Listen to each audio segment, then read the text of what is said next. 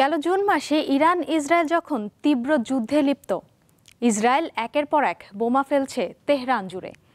একের পর এক শীর্ষ নেতা ও পরমাণু বিজ্ঞানী হারাচ্ছে মধ্যপ্রাচ্যের দেশ ইরান।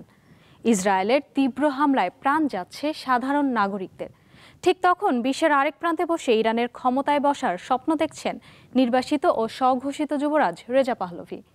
ইহুদি রাষ্ট্র ইসরায়েলের সাম্প্রতিক আগ্রাসনের সময় খামেনি সরকারকে উৎখাত করে ইরানের ক্ষমতা দখল করার স্বপ্ন দেখছিলেন তিনি। রেজা পাহলভি ইরানি বিরোধী দলীয় নেতা। 1963 সালে তেহরানে জন্মগ্রহণ করেন তিনি। পাহলভি রাজবংশের সদস্য। তিনি ফারাহদিবা এবং ইরানের শেষ শাহ মোহাম্মদ রেজা পাহলভির বড় পুত্র। তিনি ইরানে নির্বাসিত বিরোধী দল ন্যাশনাল কাউন্সিল অফ ইরানের প্রতিষ্ঠাতা এবং নেতা। ইরানে বিপ্লবের আগে থেকেই রেজা পাহলভি যুক্তরাষ্ট্রের ওয়াশিংটন ডিসিতে থাকতেন। ইসলামী বিপ্লব শুরুর সময় রেজা পাহলভি যুক্তরাষ্ট্রে ছিলেন। সেখানে তিনি যুদ্ধ বিমানের পাইলট হওয়ার প্রশিক্ষণ নিচ্ছিলেন। তখন তার বয়স ছিল মাত্র 17 বছর। আর সেখান থেকেই শুরু তার নির্বাসিত জীবন। তবে নিজের দেশ ও ক্ষমতায় ফেরার লক্ষ্য তার মধ্যে রয়ে গেছে সব সময়। ইরানে ইসরায়েল ব্যাপক বোমাবর্ষণ করে হাজারের কাছাকাছি মানুষকে মেরে ফেলার ঘটনায় পাহলভি নিন্দা জানাননি। এতে করে একসময় ইরানের সরকার বিরোধীদের যে সামান্য সমর্থন পাহলভি কুড়িয়েছিলেন সেটুকুও তিনি নষ্ট করেছেন। ইসরায়েল যখন ইরানিদের ওপর বোমা ফেলে সাধারণ মানুষ হত্যা করছিল, তখন রেজা পাহলভি টিভিতে এসে ইসরায়েলিদের পক্ষ নিয়ে বক্তব্য দিয়েছেন। বিশেষজ্ঞরা মনে করছেন ইরানে ইসরায়েলি হামলার সময় ইসরায়েলের পক্ষ নেয়া রেজা পাহলভির জন্য একটি মারাত্মক ভুল ছিল। তার এই অবস্থান ইসলামী প্রজাতন্ত্রের বিরোধিতাকারী সহ অধিকাংশ ইরানি মেনে নিতে পারেননি। এতেই চটেছেন ইরানিরা, বিশ্বাসঘাতক বলছেন তাকে। 12 দিনের হামলা শেষে গত 14 জুন ইরান ও ইসরায়েলের মধ্যে যুদ্ধবিরতি অনুষ্ঠিত হয়। ওই দিন প্যারিসে বসে এক সংবাদ সম্মেলনে যুক্তরাষ্ট্রকে রেজা পাহলভি তেহরানের পারমাণবিক কর্মসূচি নিয়ে পুনরায় কূটনৈতিক আলোচনা শুরু এবং ইরানে ইসলামী প্রজাতন্ত্রকে জীবনী শক্তি না দেওয়ার আহ্বান জানান। তিনি জোর দিয়ে বলেন, ইরানের ইসলামী প্রজাতন্ত্র ভেঙে পড়ছে। পাহলভি যে গণবিক্ষোভের আশা করেছিলেন তা বাস্তবে ঘটেনি। পাহলভি বারবার ইসলামী প্রজাতন্ত্রের অপসারণের আহ্বান জানিয়েছেন এবং শাসনের বিরুদ্ধে যে প্রতিবাদের ডাক দিয়েছেন। 64 বছর বয়সী পাহলভির দাবি, ইরানের ইসলামী প্রজাতন্ত্রের পতন আসন্ন। তিনি ইরানকে পশ্চিমা বিশ্ব এবং ইউরোপের মিত্র হওয়ার পক্ষে কথা বলেছেন। ইসরায়েলের সঙ্গে মিলে ইরানের বর্তমান নেতৃত্বকে উৎখাতের লড়াইয়ে নামতে রাজি ছিলেন পাহলভি।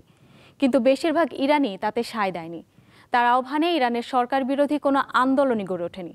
বিপরীতে ইসরায়েল যুক্তরাষ্ট্রের হামলার মুখে ইরানের নাগরিকরা, এমনকি সরকার বিরোধীরাও জাতীয় পতাকার তলে ঐক্যবদ্ধ হয়েছেন। এটাকে পাহলভির গালে চপেটাঘাত হিসেবে দেখা হচ্ছে। অন্যদিকে মুসলিম গণহত্যাকারী ইসরায়েলি প্রধানমন্ত্রী বেনিয়ামিন নেতানিয়াহুর সাথে পাহলভি রয়েছে সুসম্পর্ক। 2023 সালে তার সাথে দেখাও করেন তিনি। এমনকি সস্ত্রীক ইসরায়েলেও সফরে গিয়েছিলেন পাহলভি। কেবল ইরানিরা নয়, কোনো মুসলিমই এটাকে ভালোভাবে দেখেননি। শাহের অধীনেও তেহরান এবং তেল আবিবের মধ্যে ঘনিষ্ঠ সম্পর্ক ছিল, বিশেষ করে সামরিক বিষয়। পাহলভি সেই পুরনো ইহুদিবাদী দাসত্বে ইরানকে ফেরাতে চান বলে মন্তব্য করেছেন নেটিজেনরা।